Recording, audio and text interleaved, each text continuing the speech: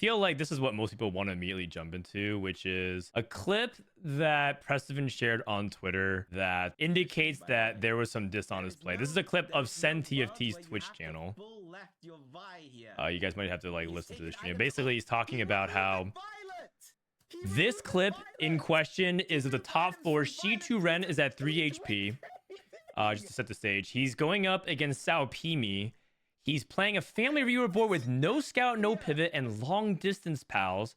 And he's choosing to not long distance pals his Violet 3, who's been buffing for the majority of the game, if not the entirety of the game. As well as remove the items from her. Instead, he decided to buff a Vi 2. You can see already how it's a little bit suspicious. He ends up going against Sao Pimi, another Chinese player, and Li Luo, who also lost, is at 6 HP. Li Luo ended up losing by 1 fewer HP because he ended up losing this fight versus Experion. And then that ended up being the point differential that allowed Li Luo to tie break at 65, I believe. And there's a 3-way tie between Prestivent, Coco, and Li Luo for the top 8. So this is where the controversy started. After like I realized I was like 9th, I was just like, oh man, damn it. And then like someone linked me this, and I was just like, huh? We got a lot of people who are just saying things like Soju's like here, world's caliber player removes item off Violet, takes 16 years to put items on Vi, who is opposite side of his backline carry to give Lilo a placement. XD, don't worry guys, will competitive ruling Setsuko XD question mark. Robin chimes in, Satan blatant CN win trading, get Lilo out of top 8 and Prestivent in, so literally just, you know, advocating for that. Dishsoap chimes in, I purposely didn't win trade Prestivent for the spirit of competition when I very well could on the final day because it shouldn't be allowed. Hope admins take action. I believe actually you called this out while playing on stream, right, Dishsoap? Yeah, I mean the like this is why I don't buy this like argument that like this guy was just clueless, because I feel like all these players are very well aware of the standings and then of other people's standings and how that's a favorable effect. And I was very aware that if Prestivent placed like higher and I could have made him placed higher that he would have made it. I obviously chose not to like actually do that because I think that is just not something you should do, but I cannot buy Riot's stance on like everything for multiple reasons, but that's one of them. It feels like the entire player base on social media, the Twitter sphere, was backing this up, and this of course entire Western player base. Yeah, you're right actually, but let me bring up this. So this is the competitive ruling. I'm just gonna read 2 paragraphs of this real quick. We were recently made aware of allegations of intentional underperformance by Shi2Ren during the Into the Arcane Tactician's Crown to benefit Li Luo. As we're committed to maintaining a fair and professional environment for all participants, we immediately began reviewing the situation according to our standard processes. After reviewing the situation and all available evidence, we have determined that the allegations are unsubstantiated. At this time, we are not opening formal disciplinary proceedings against Shi2Ren or Li Luo. Yeah. While we're not fully satisfied with Shi2Ren's overall performance in the game fell below expected standards, it is evident the player made suboptimal decisions during the concerned round in question. So Riot's acknowledging bad plays. While Shi2Ren's strategic choices in the matches were unconventional and may have resulted in a higher probability of losing the game, there is no compelling evidence to suggest that these decisions were made with the intent to deliberately underperform. Shi2Ren's actions can be reasonably attributed to in-game adaptation, desperation due to a losing position, and mechanical constraints rather than a willful violation of competitive integrity. And accordingly, Riot finds that Shi2Ren did not breach Article 4.2 of the Riot Games Esports Global Code of Conduct.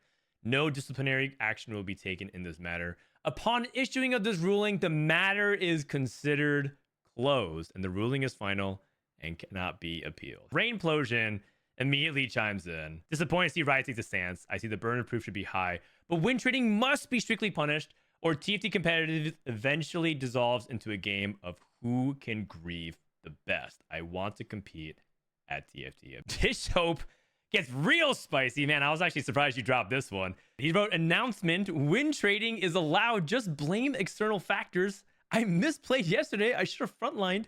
Swain 3 with APIs to win trade Prestivent. All I had to do was blame a mouse slip. The gold admins wouldn't be able to tell.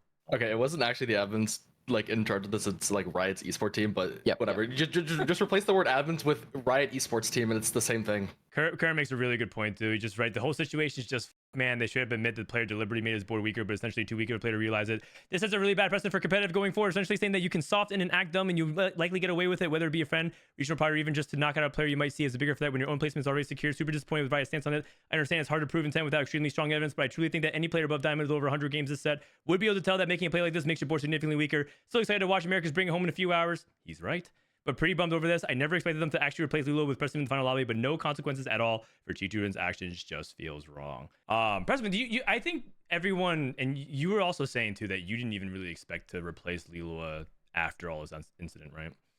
Oh yeah, because I mean I feel like the situation it's like it's hard to like implicate Lilo like unless he like straight up like admits it, but it's like so I never really like obviously part of me wanted to like to take his spot. But I like realistically like thinking it's like and like reasonably like thinking I feel like I wouldn't get his spot, but it's like I feel like not like punishing Chichurin is just like really dumb. Everyone is kind of on the same page here, at least of why the case to punish him makes sense. I'm gonna snap into lawyer mode pretty hardcore for this episode. I think probably more so than I ever have, because I think that this situation is something that I'm just a lot closer to than most people, because the history of this in competitive TFT is relatively new, but the history of this throughout esports is not new. And because of my practice of law, I have a lot of experience being adjacent to competitive rulings in other Riot titles like Valorant and League of Legends and other esports across the board. So we've worked on a bunch of these cases. Clients have been involved. I know exactly what these type of investigations look like.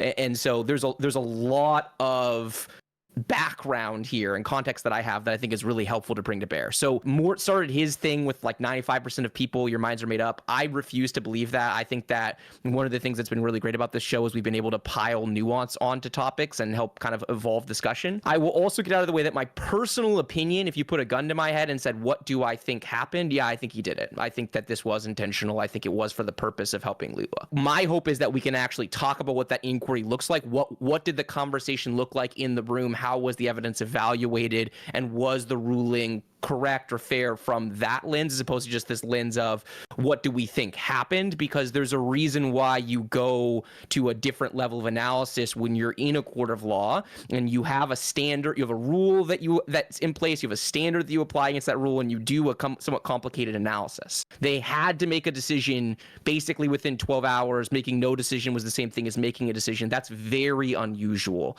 in the context of what this typically looks like. There's normally quite a bit of investigating. You spend weeks on this type of stuff, not like 12 hours. There is a rule here, right? And the rule's underperformance. The reason they're not looking at the Wintrading rule, by the way, is for exactly what P-God was talking about. If you can't connect the dots to Liluo, then you can't make this a Wintrading match fixing situation. It has to be evaluated under the underperformance rule. So everyone's colloquially calling it Wintrading, but I don't think that's necessarily correct under the circumstances. I think it was correct for them to apply the rule. And when you look at the rule, they basically say, they're going to say there's two things they have to figure out. One, they need evidence of suboptimal gameplay. And two, they need clear determination the actions were deliberate. And so the first point, I think this was really stupid of Riot. I think they should not have died on this hill. I think that arguing that this was not suboptimal gameplay is just completely incorrect, right? I think this was very clearly suboptimal gameplay, and I have no idea why we would even dabble in defending that or pretending like that wasn't what's going on here. This was, I don't have to know anything about the set. You can just explain the surrounding variables of like the scaling augment and the LDP and all this stuff, and it's like so obviously bad gameplay, right? Stupid argument to make. The question is really whether or not there is clear evidence that it was deliberate. Was this intentional? That necessitates a conversation that now I want to bring all of you into, which is like, how do you go about improving intent in these situations? And that's what makes this so challenging. How much of it is based on the play itself versus based on kind of surrounding circumstances? Every once in a while, you're going to get a situation like where Sphinx admits like, hey, this Groxy guy, he griefed my loft streak, I'm griefing his game, but that's almost never going to happen, right? Like you're almost never going to have a statement of intent. So then the question is, how do you evaluate all of the evidence? And I think that Riot is looking at the right variables here. They're like undertaking the correct analysis. I think my personal conclusion would be that the play itself, especially when you factor in all of the broader evidence, is enough to be over the edge where you can say that it's intentional. But I think that the public conversation around this entire thing has basically existed at like layer 1, and I would like to have the conversation exist several layers deeper, because at the end of the day, I think the integrity in TFT is a huge issue right now. I think the level of problem is far beyond the level of attention that Riot has given it thus far, and I think we need radical overhaul of the system, because this is completely that we can get in these spots. And there are very clearly regions throughout the world that view this problem differently than we do, like the way Dishsoap talked about his, well, I don't do that. Like I had the opportunity to help Prestivent, but I know that's wrong and I don't do that. That is not the case in many other regions. And the social contract of TFT, which is a topic I'll want to get into later as well, is completely broken at this point by many of the regions in these tournaments. It's a huge problem. So even if I think the analysis of this specific set of facts, the way that people are talking about it is somewhat problematic, I completely disagree with Riot's overall position on this issue, and I think that's where we need to lead this conversation. Yeah, I'll do something that I don't believe Riot did and look beyond the one clip that everyone posted. Because more stuff happened in this game. There was 3 separate instances of Shutoran underperforming. Specifically, when he was fighting against Lilu, that Riot, I mean, in their statement, they said they watched the game, but they didn't put any of these things that happened in their statement at all, which to me either means that they don't know how to watch a game and they don't know what to look for, which is a whole other thing, or they literally didn't watch the game, which like I don't know. I think there needs to be a re-investigation or a statement or something that they actually watched, because it's just complete. It looks so bad on their end. It looks like they're just completely incompetent. Can you tell me what I'm looking at, Dishsoap? He fought Lilu on 5-2 here. You can see he has 2 open components, and I think literally any Worlds player would like, and Reforger would like try to reforge something to get either like a better full item powder, or I mean, you just reforge the rod and try to get a chain on for Violet. Literally anything is fine. You have 2 removers, so you can get something different off of Carousel. The more blatant clips, though, is what happened on 3-1 and 6-1. So on 3-1 here, he's fighting Lilo. He's on a 2-win streak, playing no scout, no pivot family. Lilu, I don't know what his win streak is, but I think he wants to win. And he just purposely doesn't slam any items against him. And, like, I mean, you can, like, he still wins the round, but it's a 1-unit loss. I don't know, like, the most generous interpretation of this is that he's a fight judging genius. Like, he could just perfectly predict this is a 1-unit loss. I think that's just bullshit. Especially since, like, there's like giga crit RNG here with the JG and like the Draven critting. And also the incentives around Rage Blade, you have to slam it at the beginning of the fight, essentially. So it's not like an item that you can just put on later and it's fine. Yeah, this is just very clear, like, purposeful underperforming to help out Lilu. And then again, something what also happened on 6-1 is we know, because Riot knew about this. I don't know if they know about this, but we knew that he had a redemption. It'll play further in the clip, but Shutoran purposely did not slam a redemption here. You don't see his perspective. We don't have his item bench, but he got a redemption off of the anvil from the previous PvE round that he just does not slam here. We know he has this redemption because we saw him reforge it 2 rounds later on 6-3. But again, he's fighting Lilu, not slamming an item. So, and then we also have the clip that everyone has seen, the one that we first brought up. So, to me, that's just 4 clear examples of underperformance, all to benefit Lilo. Bringing up Mortog's example of Occam's razor, the simplest explanation is often the correct one. Is it really...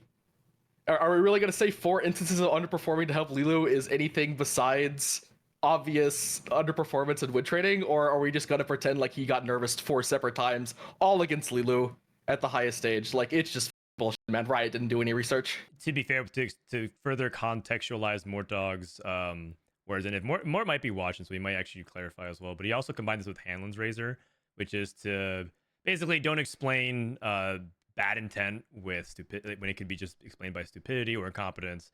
And so by the combination of that, it's like it's both Riot Esports wants what's best. They're not trying to do something evil. They're not incompetent. And then also like the player himself is the same way. So that's basically covering Mort's commentary. Really fast, someone made the point on Reddit that I was really happy was made because I'm a lawyer and like the words matter.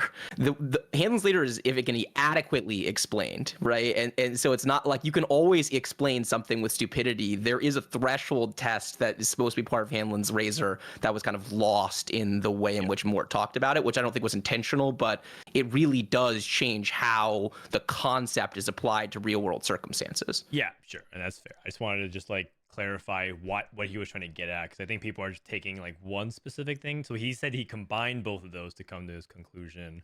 And more also, to be quite fair, he's also somewhat compromised because he's from Riot. He wants to support his team. He wants to believe in what Riot is doing is for the best, and also have his back.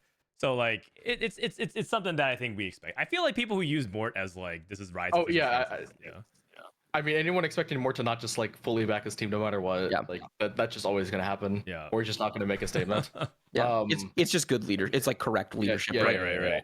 He's not against the idea of criticizing Riot's decisions, but he's generally not gonna. He's gonna default to wanting to do that. I think that's understandable. So part of it is that part of the difficulty was that he was co-streaming and he was the biggest. He was basically taking my role, like being the English co-stream for the weekend, and it was like dominating the entirety of like the air in the room. So he made a statement, and I think people are taking it as if it's like Riot's follow-up statement, which is just not. But I don't know. To me, reading a Riot's original statement where they said they reviewed the game, it's very clear to me that they either rush reviewed the game and didn't actually do their due diligence, or they just straight up lied and they reviewed a clip. I think, by the way, most people kind of exonerate Lilo is like not probably being an accomplice here. Apparently they don't even know each other, and it actually kind of checks out because they're from two different worlds. Just for context, Shichirin's the mobile player and Lilo is like the PC player. It's just very different worlds that don't intersect. I also have, just to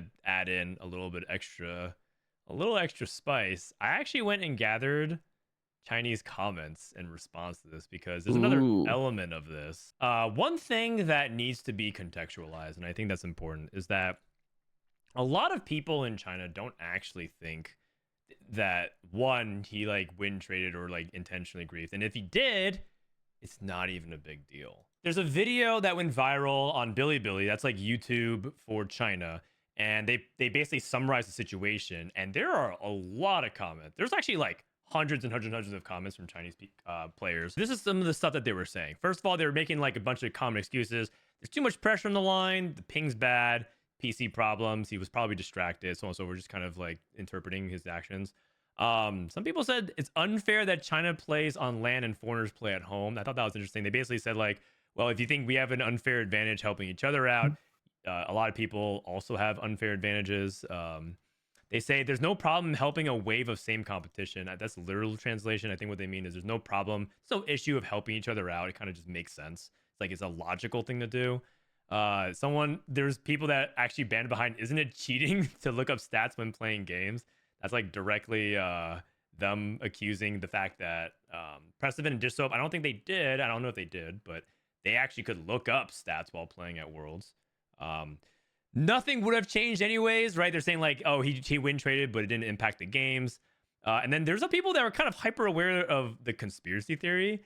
Like the Chinese people are saying TFT depends on China. If you have a brain, don't make a fuss. That's actually a lot of people are saying like, hey, they need us more than the other way around. And I thought that was kind of interesting because I think the Chinese players are very aware of that. This like YouTube comment like kind of explains it like pretty well. It's just like a cultural difference between like what's accepted in like what in like the Western/Eastern gaming atmosphere. But like I'm not saying like this applies to like every single person in like China and stuff. Just the first paragraph's like the main. Okay. As a Chinese TFT player that watches both CN and America's TFT community a lot, I am ashamed of what we have done. Sadly, most CN players won't think like I do, and by quote most, end quote, I mean 99%.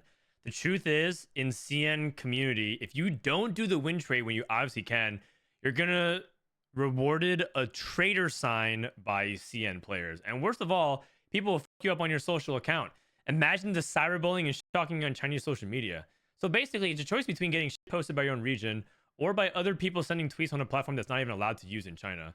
But ultimately, it's a competitive TFT thing that's allowing these to happen. If the punishment back then was harsh enough, none of these will happen today. With this like context, like surrounding situations, like honestly, I don't even blame Shitorin for like win trading. It's like a really thing to do. But like if it's like if he's like trying to like pursue like TFT professionally, and stuff like that as like a career, like obviously the smarter thing to do is like to cater towards like the masses, which is like in this scenario would be like to help like China win in whatever in like any way that you can help. So it's like in the end, like I don't really blame him for doing it, if like that's like the case. But yeah,